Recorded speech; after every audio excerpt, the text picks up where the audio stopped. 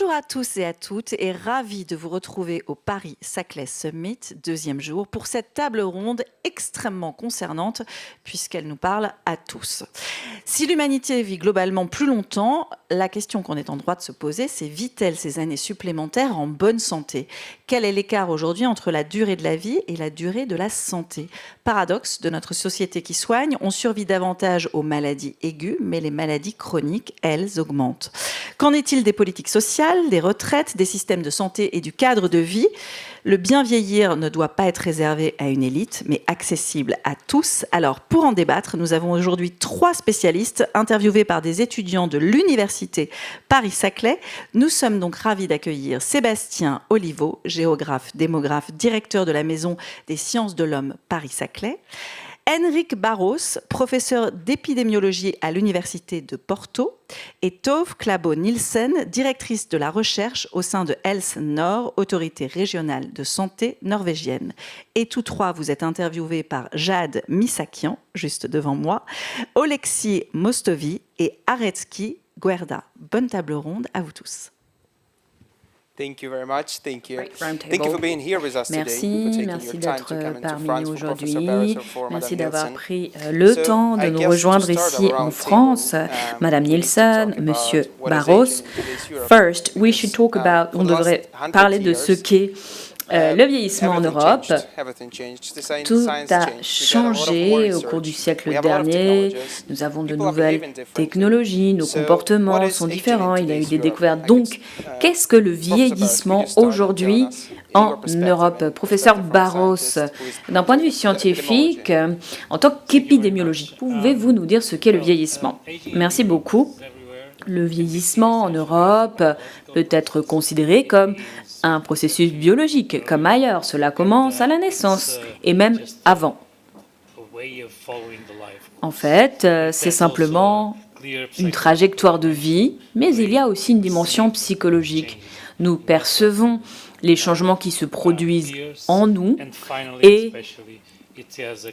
nous voyons le vieillissement chez nos pères, donc il a une dimension sociale. Je dirais que, comme nous sommes en France, on pourrait rappeler Montaigne, qui nous avait dit qu'une personne âgée avait plus de 60 ans. Donc il avait fixé une limite que nous utilisons toujours aujourd'hui. Moi, je dirais que je suis plutôt un optimiste. Le vieillissement, en particulier en Europe, est, dirons-nous, mieux qu'ailleurs. Si nous examinons les faits, nous vivons plus longtemps, l'espérance de vie augmente et nombre de personnes vivent sans handicap.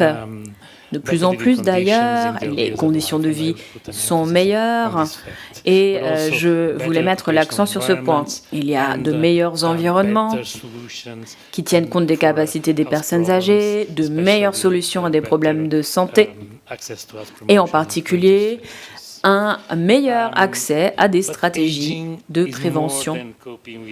Le vieillissement, ce n'est pas uniquement faire face à la maladie. Je dirais que bien vivre, c'est bien vieillir. On ne peut pas séparer la trajectoire de vie et la qualité de vie à un âge plus avancé. Nous ne pouvons pas utiliser le vieillissement de façon cloisonnée. C'est un processus longitudinal et à l'intersection de différentes questions. L'un des aspects les plus difficiles en ce qui me concerne, c'est de comprendre les inégalités, les inéquités dans ce processus de vieillissement et sa compréhension.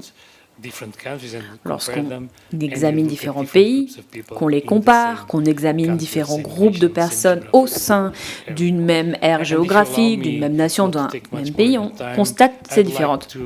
Si vous me le permettez, je voudrais vous donner 3 exemples. D'abord, les personnes migrantes. ces personnes migrantes quittent une situation. Et on peut parler d'un effet de la migration sur la santé. Dans les pays hôtes, les migrants sont consacrés à des difficultés et leur vieillissement, malgré les meilleures conditions de santé à leur arrivée, n'est pas forcément meilleur. Deuxième groupe, les personnes privées de liberté, en particulier les personnes qui sont condamnées à vie à la prison. Lorsque nos sociétés incarcèrent une personne, elles la privent de sa liberté. Mais ce n'est pas tout. Les prisonniers perdent d'autres droits, et notamment le droit à la santé. Les personnes emprisonnés ont des conditions sociales, biologiques, de santé qui font qu'elles décèdent plus jeunes. Donc, ces personnes sont considérées comme déjà très âgées dès 50 ans. Enfin, autre enjeu, vivre longtemps dans une situation de maladie chronique. Par exemple, les personnes vivant avec le VIH. Le VIH n'est plus une condition, n'est plus une condamnation à mort. Aujourd'hui, lorsqu'on vit avec le VIH, on passe de nombreuses années à vivre avec un traitement. On compte sur la solidarité, on compte sur les soins de santé. Et si l'accès à ces services est garanti, on peut mener une vie tout à fait normale. Ce qui signifie que, et je vais m'arrêter là, le vieillissement est souvent considéré comme une situation dans laquelle les personnes sont stigmatisées et parfois victimes de discrimination. Le vieillissement peut exposer ces personnes qui déjà subissent des discriminations à une nouvelle forme de discrimination. Nous devons donc faire preuve de responsabilité sociale pour garantir un vieillissement en pleine santé dans nos sociétés. Merci beaucoup de nous avoir expliqué ce qu'était le vieillissement. Monsieur Olivo, vous pourriez peut-être nous en dire davantage sur les tendances démographiques auxquelles nous sommes confrontés aujourd'hui. Pouvez-vous nous dire quelles sont-elles dans le vieillissement? Là-dessus, je remercie le professeur Barros Thank you very much. de cette introduction qui permet Thank you, Professor, for this introduction. On a l'habitude de réfléchir For cette question mapping du vieillissement the sous challenges. deux angles. Un premier angle qui So we est on va usually dire, plus use individuel, two c'est-à-dire, different ce qu'on appelle angles in communément demography. l'espérance de vie, donc la Usually probabilité de vivre life et jusqu'à quel expectancy. âge, So how many qui est years marqué will someone partout live en Europe, mais en fait partout dans le monde in depuis Europe un peu plus de and deux siècles everywhere maintenant, in the world for par un over allongement half a moyen century now? de la durée de vie. We Alors, il y see a that plein de choses intéressantes à dire là-dessus. D'abord, life on survit beaucoup mieux, parce que le expectancy vieillissement, has c'est d'abord been la survie rising. tout au long de la So vie. Donc, la life mortalité infantile expectancy is pratiquement disparu surviving, and aujourd'hui, we know that dans les today pays européens, évidemment, mais children dans la plupart des mortality pays has du monde. Donc, almost évidemment, l'espérance disappeared de in vie a Europe and augmenté in other de manière regions of the mécanique parce world. qu'on So survit tous we plus longtemps. survive longer Mais il y a than we aussi used des to. gains sur but ce there are qu'on appelle also aujourd'hui les grands âges. Donc Gains ça, c'est un premier for élément, l'espérance de what vie we qui est call today vraiment the important. elderly. So Pour se life donner une petite idée, expectancy il y a is 50 ans en important. Europe, 50 years ago, l'espérance de vie des hommes, elle in était Europe, aux alentours de 69 ans. life L'espérance de vie des femmes, elle expectancy était aux was alentours around de 77 ans. 69, and for Il y a women des it vraies was around différences entre 77. les There deux are real sexes. differences Et between men aujourd'hui, and elle women est in that de regard. pratiquement 80 ans Today, pour les it hommes et de is, 85 ans pour les femmes. Donc, around autrement dit, en 50 ans, on a 80 gagné for men, 85 de for l'ordre de women. 11 années d'espérance de So vie pour les we hommes et de 8 années earned d'espérance de vie pour les 11 femmes. Et years as fait men marquant, moi, qui and a toujours 8 été for pour women. moi for me, un what was étonnement always sur mes 30 ans de carrière, c'est que ça continue striking d'augmenter. in my Chaque 30 année, on continue de years gagner as a des mois demographer d'espérance is de that vie.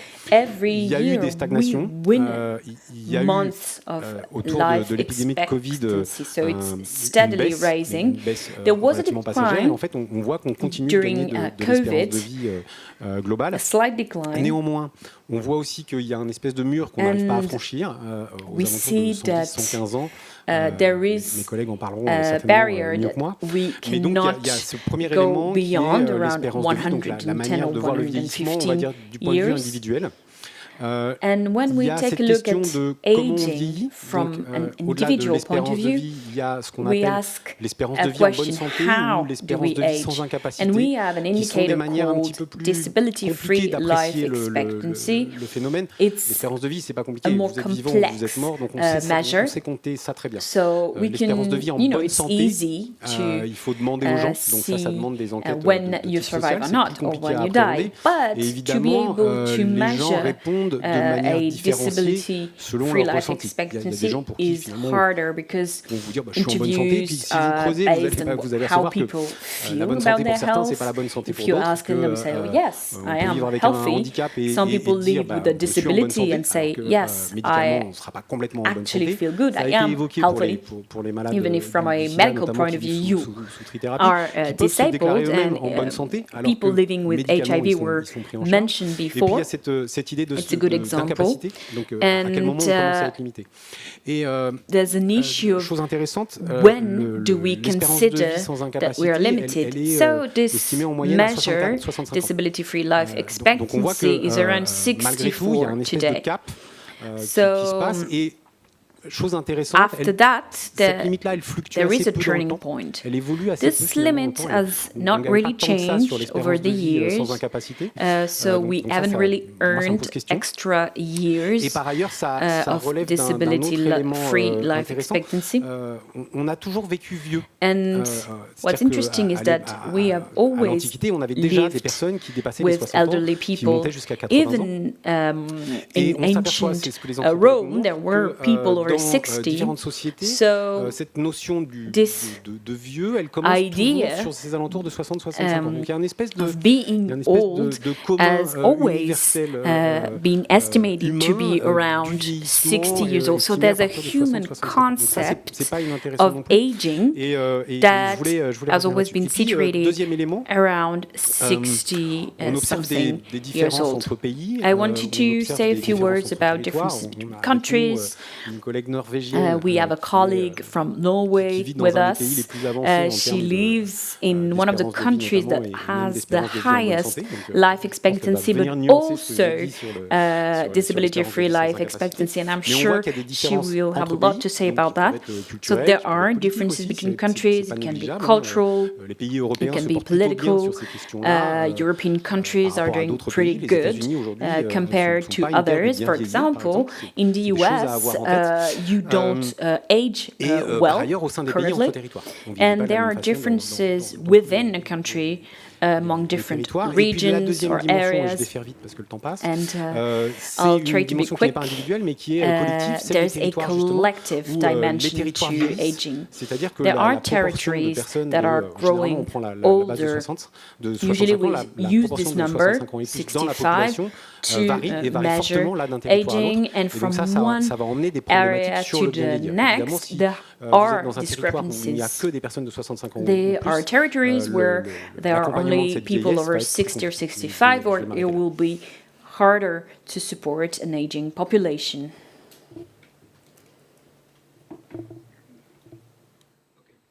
Thank you very much. Thank Merci you. beaucoup. So the next question goes to Madame Nielsen. Ma who is prochaine from Norway. question As you est said, pour we Madame have Nielsen, really qui huge nous life vient expectancy de compared to some Norvège. countries. Apparemment, Norway is vous one of avez the une richest espérance countries de and one of vie the beaucoup richest plus élevée que dans invested d'autres science, pays. invested in research. Vous avez So what can you investi tell us? dans What les is sciences, aging la today in recherche. Europe from Alors, the à quoi Norwegian perspective? ressemble le vieillissement en Europe du point de vue de la I Norvège? will try to Merci answer that beaucoup. from Je my vais Norwegian essayer perspective. de partager avec As vous you ma know, perspective other countries will have norvégienne. an older Nous avons, comme d'autres pays, une population plus vieillissante. Nous vieillissons. Je crois qu'il y a plus de personnes qui ont plus de 54 ans que moins de 54 ans aujourd'hui. Et il y a une vague de personnes âgées qui arrive. Ce n'est pas sur le point de s'arrêter. Et nos citoyens ont des attentes élevées concernant leur vieillissement, notamment sur le plan de la santé. Et attendent de nous des services de qualité que nous tâchons de mettre en œuvre. Je fais partie de l'autorité de santé du nord de la Norvège. Nous sommes une des 4 régions géographiques en matière de santé.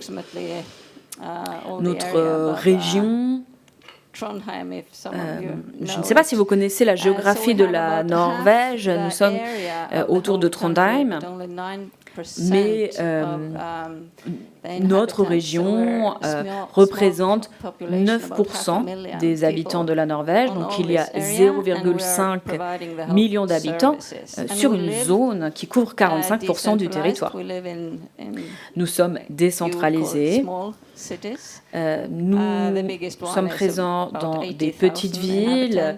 La plus grande a 80 000 habitants. Moi, je viens d'une ville de 55 000 habitants. Il y a aussi beaucoup de personnes qui vivent dans des petites villes plus isolées.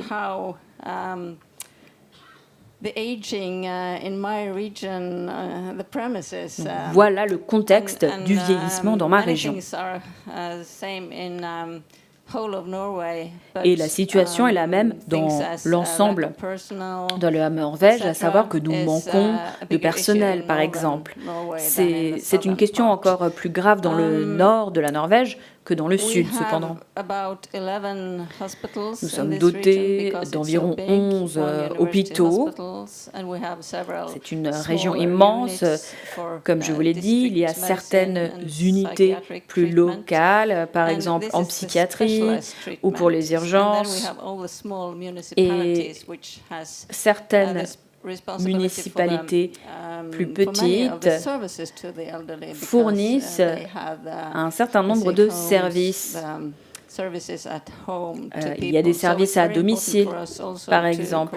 Donc, il est important pour nous de coopérer avec les municipalités. Je voulais dire autre chose au sujet du vieillissement en Norvège. En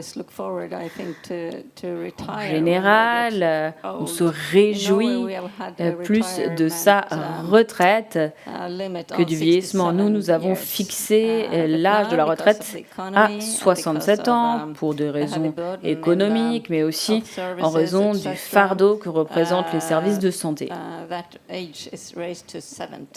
Cet âge est passé en fait à 70 ans. Il était à 67. Toutefois, on peut prendre une forme de retraite qui permet de travailler à mi-temps avant cet âge. C'est une possibilité si vous voulez planifier votre grand âge. Merci beaucoup pour toutes ces réponses. C'est très intéressant pour moi d'entendre vos points de vue. Et j'ai une autre question à vous poser. En fait, dans tous les domaines, on rencontre de nouveaux processus. Vous avez toutes et tous apporté des perspectives différentes. Donc, il y a des évolutions dans la société, les sciences, l'économie, de nouvelles évolutions. Donc, la question que je souhaiterais vous poser est la suivante. Qu'est-ce qui a des répercussions en Europe sur le vieillissement aujourd'hui et quels sont les défis à relever? Pourriez-vous répondre à cette question en adoptant différents points de vue? Par exemple, professeur Barros, du point de vue épidémiologique, qu'est-ce qui a des répercussions sur le vieillissement? Merci. Nous, en tant qu'épidémiologistes, nous tenons compte de 3 éléments plutôt simples. D'abord, la transition démographique, mais aussi la transition épidémiologique, donc parler des maladies infectieuses aux conditions chroniques, et en particulier la transition nutritionnelle. Notre consommation alimentaire évolue, l'exercice physique, les dépenses énergétiques, nous tendons vers l'obésité et en particulier, nous consommons davantage d'aliments transformés. En réalité, nous avons toujours une incroyable faim alors que nous sommes dans une abondance pathologique. Donc, je pense à Mark Twain, qui nous disait que parler de fin des maladies infectieuses était grandement exagéré. Mais en fait, je dirais que la situation n'est pas pareille partout. Mais je voudrais souligner 3 aspects. En fait, je me demande à quoi ressemblera le vieillissement des générations futures alors que nous sommes confrontés au dérèglement climatique et à des catastrophes climatiques de grande ampleur. Ce à quoi nous serons confrontés à l'avenir sera lié à l'écocide. Nous ne savons pas quel monde nous allons laisser aux générations à venir. L'obésité peut aussi être une menace à des tendances plus optimistes. On peut imaginer que les prochaines générations seront les premières à vivre moins longtemps que leurs parents. Mais bon, peut-être que vous pouvez encore changer la donne. Et ensuite, la pollution. Nous devons avoir conscience que l'air que nous respirons a des répercussions sur nous, la phytonutrition, et vraiment de nouvelles maladies pourraient également apparaître. Je voudrais évoquer un autre aspect. Nous pouvons tirer des conclusions de notre expérience face au Covid. Les personnes qui vivaient chez eux ont eu une fécondité moins élevée que les personnes que d'autres catégories de personnes. Donc, pour revenir aux questions de vieillissement, je crois que vraiment nous devons tenir compte des connaissances à notre disposition pour établir des politiques adéquates. Merci pour votre réponse intéressante. Lorsqu'on parle de santé, c'est vrai que l'on peut parler davantage de questions administratives et politiques. Donc je voudrais poser la question à Madame Nielsen. À quelles difficultés votre autorité régionale de santé est-elle confrontée ? En effet, certaines questions de santé ont des répercussions sur le vieillissement et j'aimerais savoir ce que vous mettez en place en Norvège pour relever tous ces défis. Est-ce que vous êtes formé pour pouvoir vraiment faire face à ce qui se passe actuellement? C'est une excellente question. Lorsque les personnes vieillissent, elles font face à des maladies. Elles ont peut-être déjà survécu à des cancers, par exemple. Ces personnes doivent apprendre à vivre en fait avec différents problèmes de santé, parfois psychiatriques aussi. De ce fait, nous tâchons de former le personnel, les patients, nos citoyens, à faire en sorte de pouvoir vivre avec ces maladies et toujours mener des vies riches. En fait, nous pouvons beaucoup accomplir dans nos services, mais aussi sur un plan personnel pour vivre correctement. Et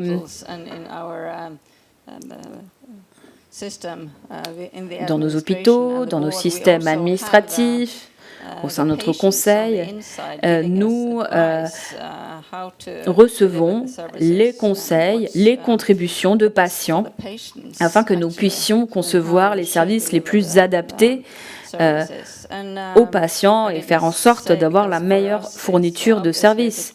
Pour nous, cela paraît évident, mais vous savez peut-être qu'en Norvège, la plupart des services de santé sont publics. Nous avons un système de santé universel qui est gratuit. Il y a juste une petite partie à payer, vraiment une infime partie, quand vous allez chez le docteur par exemple. Et vraiment, ça représente extrêmement peu. En tant qu'autorité de santé, nous sommes confrontés à la difficulté de trouver du personnel qualifié, comme tout le monde, je dirais. Et encore une fois, nous sommes très décentralisés, donc nous devons essayer de garantir des prestations de services les plus communes de façon décentralisée. Nous devons donc savoir quels sont nos besoins. Souvent, nos patients doivent voyager. Il y a des coûts de transport qui sont élevés dans notre région et nous devons aussi fournir des services numériques. Donc, nous avons vraiment soutenu l'innovation pour pouvoir proposer des services numériques. Merci beaucoup, Monsieur Olivo. Est-ce que vous avez quelque chose à ajouter sur ce sujet concernant votre analyse démographique? La question du vieillissement, c'est une question sociale. Well, the question of aging is a C'est social pas qu'une matter. question de santé. Et finalement, la question de santé du vieillissement, elle est dépendante de facteurs qui sont sociaux. Je l'ai donné tout à l'heure sur les chiffres de l'espérance de vie. Il y a des différences majeures entre hommes et femmes, mais on voit aussi des différences majeures entre cadres et ouvriers, entre diplômés et non diplômés. Et donc ça transcrit bien l'idée que finalement, au-delà des progrès qu'on peut faire dans le soin, si on ne prend pas en compte ces dimensions sociales, on n'arrivera pas à progresser dans le mieux vieillir ensemble. Et ça, je pense que c'est vraiment un élément qui est souvent mis de côté et qui doit être rappelé. Les espérances de vie sont très marquées socialement, ça a été redit, hein, notamment autour des questions de sous-populations spécifiques comme les migrants ou les prisonniers, mais plus globalement, on a intérêt à prendre ça en compte, et on a intérêt à prendre ça en compte de toutes les façons. Aujourd'hui, les femmes vivent plus longtemps que les hommes, c'est pas forcément que pour des questions biologiques. C'est aussi parce qu'elles ont des comportements tout au long de la vie qui sont de meilleurs comportements. Et ça, c'est un petit peu intéressant à avoir en tête, surtout à une époque où on voit remonter certains mouvements masculinistes qui mettent en avant des questions plutôt de virilité et de force qui sont en fait contre-productives pour notre survie. Donc ça, c'est des choses qui peuvent être remises sur le devant, et je pense que c'est vraiment, à mon sens, un des enjeux à venir, c'est-à-dire que le féminisme sera avant tout bénéfique pour les hommes.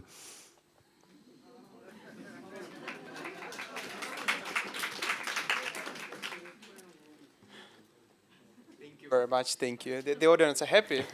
beaucoup, je vois que le public est heureux de cette réponse. Alors, nous allons passer à la question suivante.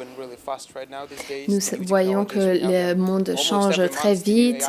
Presque tous les mois, nous avons une nouvelle technologie IA. Il y a des recherches qui ont cours. Et donc, la question est la suivante. Que pouvons-nous attendre sur le vieillissement à l'avenir et quelles pourraient être les politiques à long terme que nous pourrions déployer? Je vais commencer par demander à M. Olivo de s'exprimer. Tout d'abord, qu'est-ce que l'on peut faire sur le plan démographique? Qu'est-ce que nous devons faire? Il y a des choses qui ont déjà été when it comes to évoquées, long-term policies, I think that the person next to me already talked about retirement and how to pay for retirement. I told you there are some major differences between executives and working people.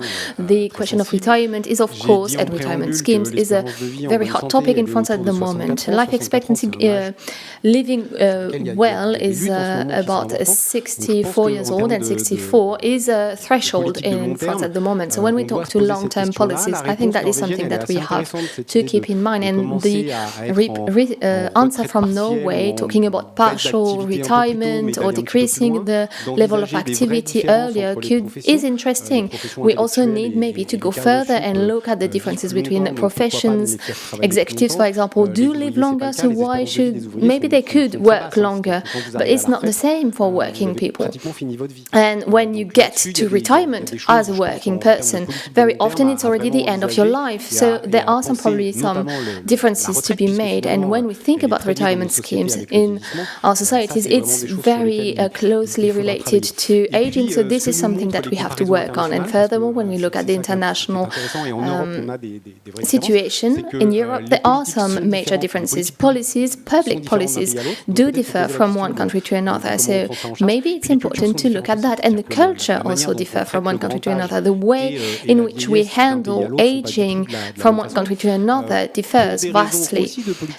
For policy reasons, in the southern part of Europe, for example, we tend to spend more time with the elderly. We keep them at home within the family, whilst in the northern part of Europe, we tend to delegate that to the society at large. So these are also something that we should look at. Thank you. Now we can move on maybe with Mr. Barros. Eh bien, je vais maintenant me tourner vers le professeur Barros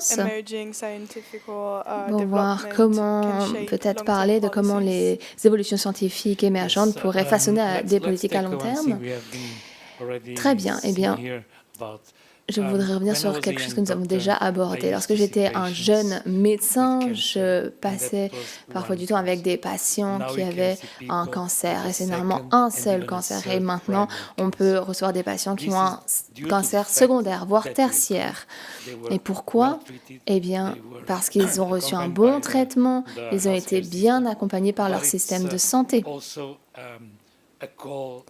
Mais il y a également un appel, il faut faire attention. Il nous est demandé de mieux promouvoir la santé et de vraiment mettre l'accent sur des mesures préventives et des actions préventives. Il faut faire plus de dépistage, beaucoup plus que s'attaquer au problème lorsqu'il est déjà présent et bien présent. Désolée, je vais peut-être me répéter pour la troisième fois et peut-être je le redire encore une quatrième fois, mais je pense qu'aujourd'hui, nous avons beaucoup appris sur les évolutions de la santé chez l'adulte. Donc, les politiques doivent être conçues en adoptant bien sûr cette approche post-féministe, mais il faut vraiment s'assurer que nous assurions un bon départ à tous les enfants. Et peut-être que les investissements ne devraient pas être trop fléchés vers les sujets qui sont un peu à la mode en ce moment. Et peut-être qu'il faut se pencher plus sur des questions qu'on connaît bien, comme la fumée, la cigarette, les boissons trop sucrées.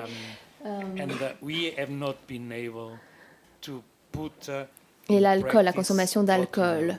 Nous n'avons pas toujours été capables de mettre en pratique ce que nous avions appris grâce à la recherche. Par exemple, les lois contre le tabagisme,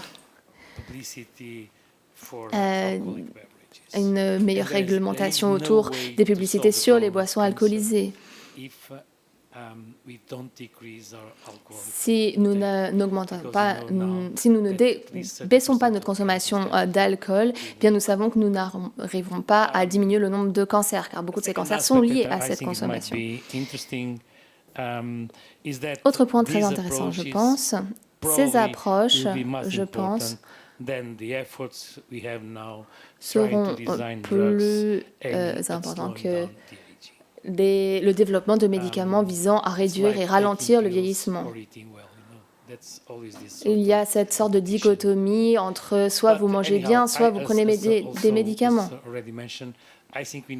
Mais je pense également, comme on l'a mentionné, qu'il faut se pencher sur les solutions numériques également.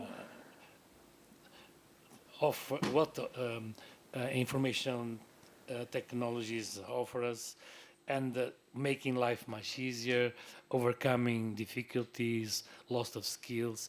But for all this, for this digital presence, we need to invest a lot in public policies towards digital literacy. That's something that is again a public, c'est quelque chose qui, en effet, peut être facteur d'inégalité que nous devons absolument combattre. Merci beaucoup de cette réponse.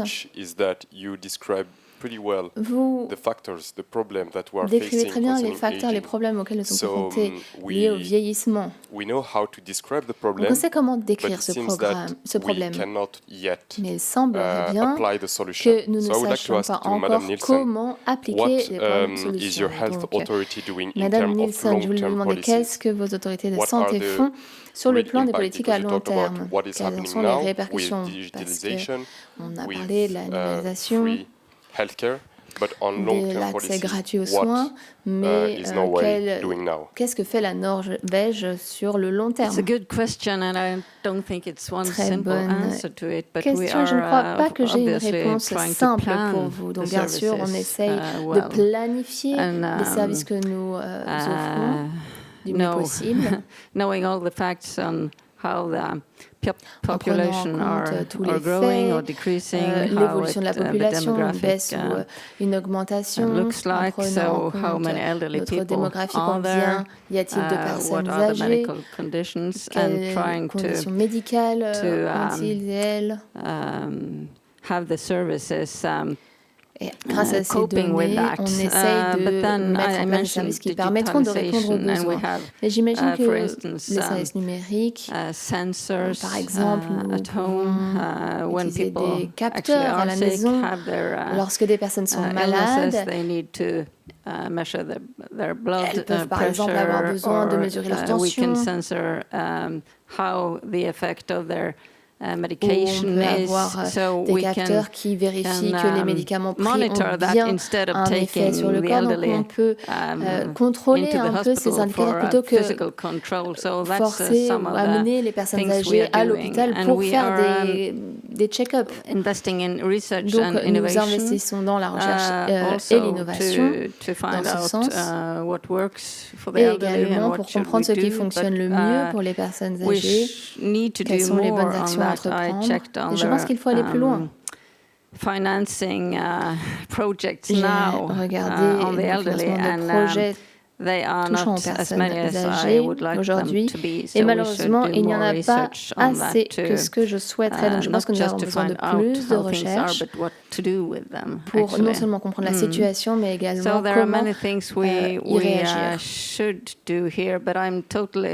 Donc, il y a vraiment beaucoup de pistes à explorer, mais je suis absolument d'accord avec ce que mon collègue a dit. Le féminisme est votre façon de vivre, votre mode de vie, ce que vous faites tout au long de votre vie pour vivre en bonne santé est aussi essentiel.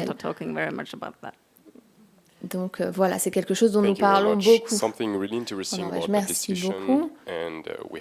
Il y a aussi un autre point très intéressant. Malheureusement, il ne nous reste que 10 minutes, mais nous savons bien entendu que nous passons de plus en plus du simple vieillissement en Europe à un vieillissement en situation d'égalité en Europe. Et donc, il est important de regarder la situation aujourd'hui, en 2025. Donc, nous avons parlé des décisions à long terme pour les 10, 20 années à venir, mais qu'est-ce que l'on peut faire aussi aujourd'hui, à court terme, pour la génération existante aujourd'hui, pour vous et pour nous? Monsieur Olivo, avant tout, qu'est-ce que vous pensez que nous pourrions mettre en œuvre immédiatement? Qu'est-ce que la démographie peut nous apprendre là-dessus? Qu'est-ce que l'État pourrait faire pour répondre à cette question? Il y a des choses qui ont déjà été évoquées, qui vont être I'm going to repeat things that have already been said, making sure that you have easy access to healthcare, of course. Access to healthcare is not just about getting to a healthcare center quickly, but also are you able to go there? And there are some questions surrounding vulnerability, of course, and it's something to keep in mind. Another point I did not mention earlier, global studies show that the more equal your society is, the longer your population lives. And I think in the short term, very, very quickly, it's something that you can work on because inequalities do exist on the short and long run. So I think we need to completely change our social paradigm there because equality can expand life expectancy for the entire population. So these social matters have to come back front stage. We should not be talking about robots, only robots and medicine or progress in medicines to improve the way we age. First and foremost, we should be talking about social matters. Thank you. So, nextly, we would like to ask Merci Professor Barros the beaucoup, same question. Monsieur Barros. What La même evidence-based question pour short-term vous. Quelles interventions sont could be des implemented interventions à right now? court And, we don't have a terme lot of que l'on minutes, pourrait so I mettre would like en to ask you to make it œuvre? short. Et on va essayer de garder cette réponse le plus court possible, s'il vous plaît. Bien, je pense que ici, ce qui est essentiel, c'est mettre en place la traduction de la connaissance à la pratique. C'est, je pense, quelque chose qui nous permettrait de créer une société qui soit vraiment favorable au vieillissement. On pourrait ainsi changer notre environnement. Il faut mieux investir dans des espaces verts, l'accès à la culture, l'accès aux soins, etc., etc. Et bien sûr, on ne peut pas changer la génétique. Il ne faut pas jouer la carte de la victime à tout moment. D'un point de vue social, je pense que ce qui est plus important, c'est de s'assurer que les intérêts commerciaux sont bien compris pour les influencer. Il faut reconnaître que le plus fort déterminant de l'état de santé des gens, c'est la politique. Donc il faut bien choisir ceux qui nous représentent pour qu'ils prennent les bonnes décisions. Voilà, je pense que c'est mon message. Thank you. So maybe Merci now beaucoup. you can give us, like, Mrs. Nielsen, you can give us a bit of what is your health authorities actually doing right now. More practical thing on the short term. Des exemples plus pratiques à court terme. Eh bien, je travaille dans le système des hôpitaux. Et les municipalités travaillent également en proximité avec les personnes âgées. Et donc nous avons besoin de financement pour ça, mais nous devons également avoir un bon recours aux personnes, aux soignants. Et nous devons nous assurer que nous attirons les jeunes dans ce secteur. Aujourd'hui, presque plus personne ne veut être infirmier ou infirmière. Et c'est un véritable enjeu, un gros problème. Et il faut également réfléchir aux problèmes, non seulement pour le secteur de la santé, au gouvernement, mais également tout ce qui touche aux politiques sociales, politiques culturelles, car dans la vie, il y a tant de facteurs qui jouent un rôle dans notre état de santé général. Merci beaucoup. En conclusion, avant de passer à une session de questions-réponses, nous avons une petite question pour vous, peut-être un peu plus personnelle. Nous voulions vous demander qu'est-ce que ça veut dire bien vieillir pour vous et comment est-ce que cela a des répercussions sur votre travail au quotidien. Je ne sais pas qui veut répondre en premier. Pour moi, bien vieillir, c'est pas très compliqué. C'est cette question de santé physique et de santé mentale. Je pense que c'est vraiment les deux aspects et bien comprendre que bien vieillir, c'est, à mon sens et à titre personnel, d'abord vieillir dans un environnement qui est agréable et un environnement social agréable qui est, à mon avis, la clé.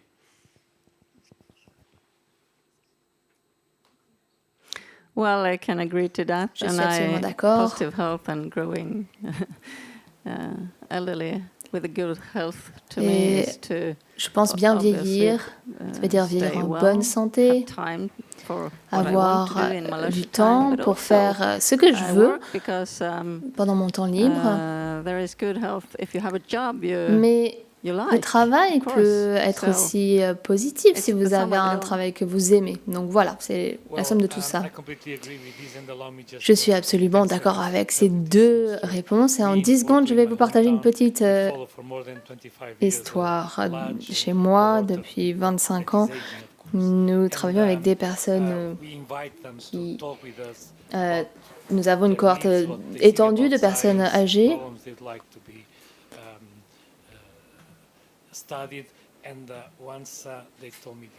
Et une fois, Et ils m'ont dit, on en a marre qu'on vienne mesurer notre tension, notre niveau de cholestérol, de glucose.